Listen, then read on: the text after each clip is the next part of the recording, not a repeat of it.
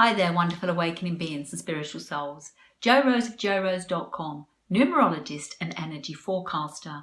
In this video, I'm sharing with you the numerology forecast for March 2022. But before I do, let's recap on the main theme for 2022. It's the 6 energy. How do I know this? By adding together and reducing down all the digits of the current year. 2 plus 0 plus 2 plus 2 equals 6. The theme, responsibility versus sacrifice. You are responsible for enjoying your own life. Others are responsible for doing the same with their own life. And if you are taking responsibility for someone else, then there will be sacrifice. For you, it will be your time and your life. Because if you're too busy living someone else's life, who's living yours? And for the other person, by you taking responsibility, they are sacrificing their own spiritual growth. So become responsible for you, your life, your relationships, your career, your wellness, your happiness. Now, March is the 3rd month. So we add 3 to the 6 of the current year and we have a 9. What we have here is 3, 6, 9. These are all the creative energies. When I think of the 3 in this situation, I think of mother, father and child. When I think of the 6, I think of family, community, tribe. And when I think of the 9, I think of humanity across the world. The 6 and the 9 are like the yin and the yang energy. It looks like a 6 and a 9 coming together to create the 1. Everything is energy. That's why I love numerology. The 9 energy is about transformation, wisdom, and letting go. What do you want to transform this month? How do you want to grow? And what do you need to let go of? What if you could have a clean slate? How would you move forward? I'm not saying let go of the past. That is there. It's brought you to this point. But from now on, if everything was possible, what would you want to do to move forward? Before we can move forward, we have to know where we're at. We take responsibility. We cannot carry on giving ourselves more things to carry unless we let go of things.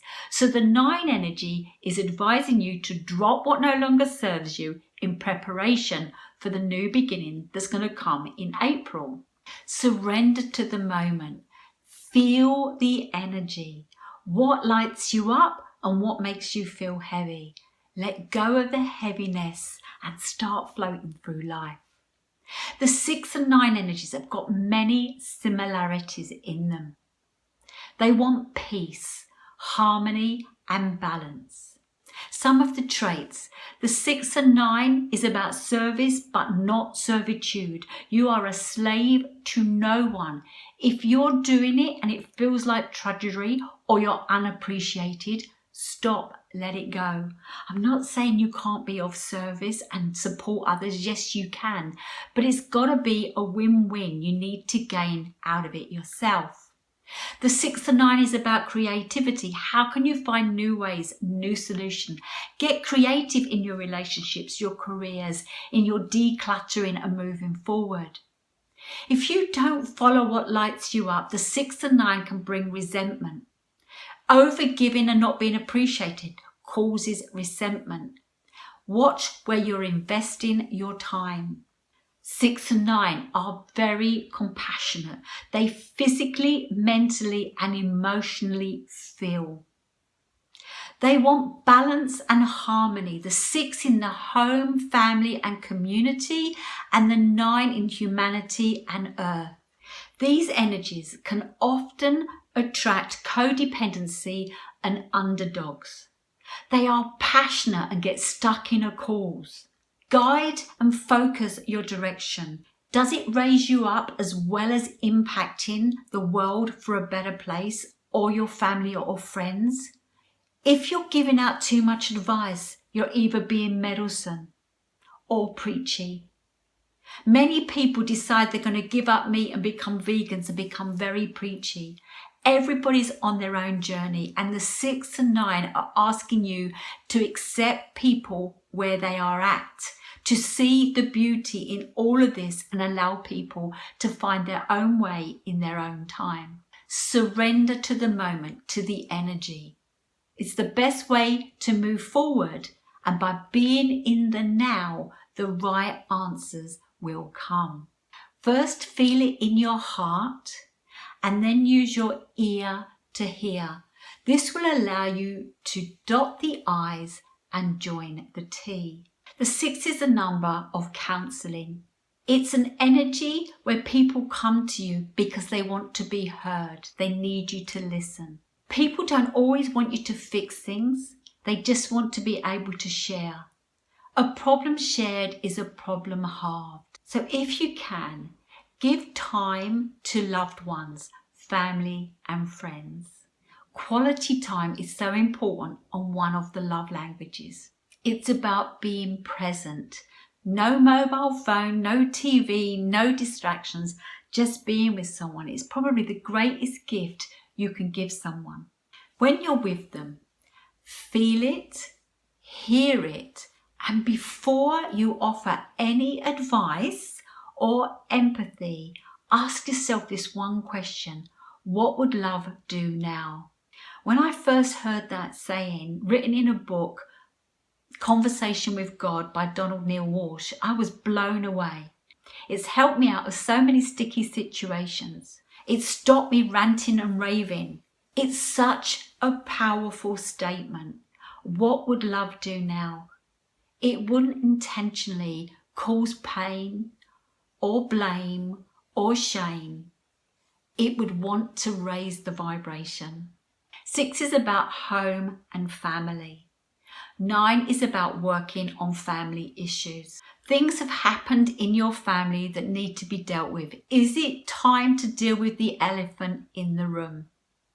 Things go unsaid, and it makes reconnecting as a family around Christmas or on special occasions tense. It doesn't need to be like that. We all grow and evolve, and it's time to have that conversation. People in the family are mirrors, reflectors. They are bringing things to your attention for you to work on, lessons for growth. 9 is about forgiveness. Are you ready to forgive those that have wronged you? Are you ready to forgive yourself for wrongdoing others?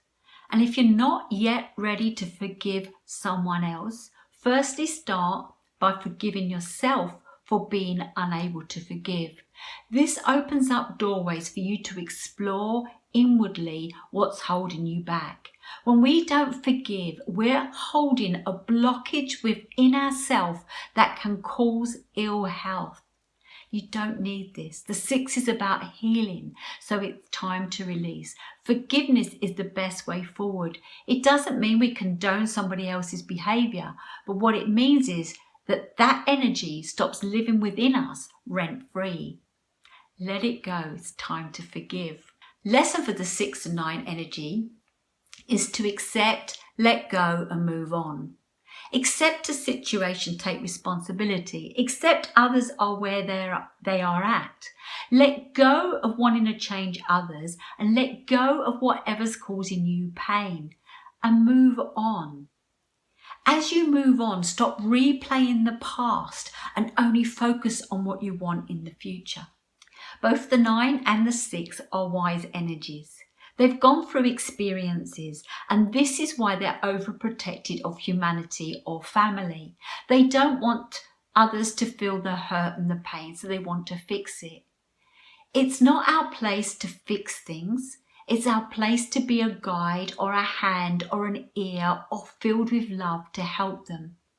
If it's a global thing and it's your destiny, then you will find a way to make the world a better place. But to be fair, making the world a better place starts from working within. Letting go of the things that are holding you back, enabling you to be lighter, bigger, bolder, brighter and better. So it's time for transformation, it's time to release, and it's time to move on. The 6 nurtures with love, but the opposite of love is hate. It can bring up jealousy and all sorts of things. It can make us feel hard done by or make us feel great. I wrote an article many years back, The 7 Stages of Love, and I'd like to share it with you. It starts with unconditional love. Parent and child. Most children receive this love at birth because most parents naturally give it. There is no judgment or expectation, just love. If only we could go through life like that, but somehow things take place that cause it to change. The second stage is guided love. This is still unconditional to the parent, but to the child it has rules and boundaries and feels different. They have not yet grasped their environment has danger zones, and the ever-guiding protective parent starts to implement restrictions for the child's safety. The third stage is conditional love. As children grow into teenagers, they have not developed the understanding of guided love and begin to feel rejected, confined and unheard within the relationship. And the parents tend to feel over-inclined to protect their children from the bumps in life, causing more friction to build and conditions are formed. It is often at this point our young ones seek intimate relationships in a way to feel the unconditional love we all crave at the core. Another stage of love is tough love. It comes from the heart even though it appears not to be love at all. The person receiving the tough love is in their head the poor me, the victim. The giver of this love does not always feel good about giving it, but soon learns unless this love is used, the other person will not grow in wisdom. Fifth stage of love is intentional love, when we set the intention to love. When we intend to love someone, we start looking for the beauty and the good, because the real beauty is not on the surface but inside. Looks often fade as we move through life, constantly challenged and pressured. A mother often stands by her children at all costs, even if they've committed a crime, because they know what is truly inside their child, long before the child knows. When we set the intention to love, we receive the result of love. The 6th stage of love, probably the most important stage as we've steered away from unconditional love, is self-love. We are born with this love. Without it, we could not survive as we enter into this earthly plane. Initially, we are focused on being warm, clean, fed and cuddled. Did you know cuddling wards off depression, relieves anxiety and strengthens the immune system? Unfortunately, we grow to rely on others for love and forget to give to the self. Self-love as an adult means looking after yourself, putting your oxygen mask on first so that you are best equipped to look out for others. And the final stage, the 7th stage, finds us back at unconditional love. But second time around, it feels like enlightenment. Inside there is a calm feeling of peace. Once we return to loving ourselves for our own beauty and uniqueness, we can then love others from that same non-judgmental perspective. The best person to love you is you. You know you better than anyone else. Become your best friend. Think how you pick up your young child's spirit or that of your best friend. Treat yourself with the same respect you would them. People treat you the way you treat yourself. Love yourself how you wish others to love you. People do as you do and not as you say. Love changes. People find themselves in and out of love, or at least they think they do. But love does not live in the head, it lives in the heart. The heart cannot think because the heart feels. If you are not feeling loved right now, check in with your feelings. They are whispering to you all the time what your soul is seeking. Become your cheerleader. Serve yourself as you would a guest. Love is the strongest source of energy. It builds bridges, connects families, and creates peace. It can even stop wars. Emotions tell us so much when we stop judging them. They're all important and all valuable. Everything is energy, something I learned from the weather and numerology.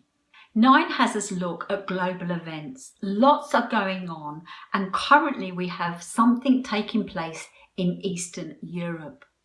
All is not what it seems. Do not trust everything you are told. Life is for you to experience it. If it doesn't feel right, it's not. At the moment, fear and war is being pushed. What can we do to compensate this, to bring it back to balance, to bring it to peace? What we can do is raise the vibration. It starts with self-love and allowing it to radiate out. When you do things that you love today, overfill yourself and let it go out and evaporate to pass around the world. Send out love to war-torn countries. Send out love to the truckers in Canada. Send out love to Australia and anywhere in Europe, Asia, Africa. Just keep sending out love and watch the vibration change. We need to start looking for a win-win, and if we always ask ourselves what would love do now, we would find the answers. 6 is about home, in the heart or a physical residence. 9 is about releasing, letting go, decluttering and endings. If you've got things living in your heart that cause you pain and hurt, it's time to work on it and let it go. You may find old flames, old relationships surface this month. Take them as they come, work with them and release. On the physical home, is it time to let go of many things? Go through your closets, cupboards, loft or garages. Look what you can get rid of and pass on. And in your physical home, it's time to have a clear out. What no longer serves you has to go. Think of downsizing or moving in with another. You can't take everything with you. Letting go of things allows you to have a new beginning. The 6 and 9 are very generous. What you no longer need that is still good and workable, pass on as a gift to family or friends. Give to the homeless, a charity, or even sell so you've got some funds for what you want to do moving forward. As I said, the 6 and 9 are very generous, very giving. Not everything has to be money or expensive gifts. Some of the best things you can give are love, laughter, acceptance, gratitude, and encouragement. Where can you do this? Whose life can you lighten up? Not just another's, but your own. Use this time to give without expectation. Use this time to give generously what feels right for you, but does not deplete you. The 6 and 9 with regards to home could mean that endings are coming. Perhaps you make a decision to sell your house this month. Perhaps you're coming to the point of exchanging contracts, completing and moving on, handing over the old keys and getting the new keys. We move for a number of reasons: relocation of job from a place or even to a new country. Some of us are downsizing, children have left home, empty nest, divorce or death. Others are upsizing, moving in with their partner or having a growing family. This is a time to embrace the new by letting go of the old. This month will be filled with endings. Some wanted, some not. Some to celebrate and some that are painful. Whatever you do, do not deny your feelings, even those of grief. Work through them. Your feelings are your best sat-nav. What are they bringing up? And if you can't do it alone, the world out there is waiting to listen, whether it's with family, friend, or going to see someone in the healing therapy. There are grief therapies, all sorts of therapies that can help you through this.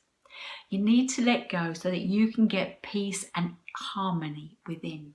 Remember, letting go clears the way. It takes you from being stuck to unstuck. It lets go of the past, ready for the new. Holding on to trauma and heartache benefits no one. Holding on to clutter stops our energy. 9 ends a cycle. 9 is about transformation. Not everybody is looking to move to a new home. There are other things that you can let go of. What if you let go of fear, feeling a lack of, stress, indoctrinations, mainstream media? What would you do different if you had none of these things to worry about? If you could feel free and light, if you were filled with love, what would you do? How would your world look? It would feel more vibrant and colourful, more fun and enjoyable. The 6 and 9 want peace. The 9 wants to transform you to peace. It's your life, spelled L-Y-F-E. Love yourself first every day. Ask yourself over this month, what can you let go of? One major thing?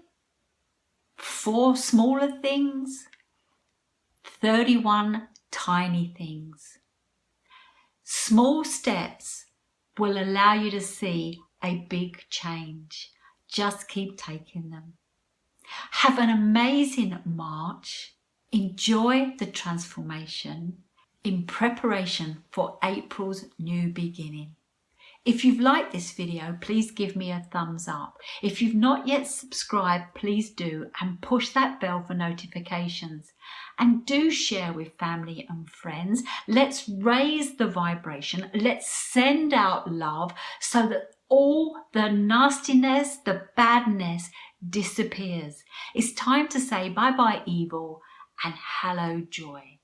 Thank you for watching, and I'll see you in my next video.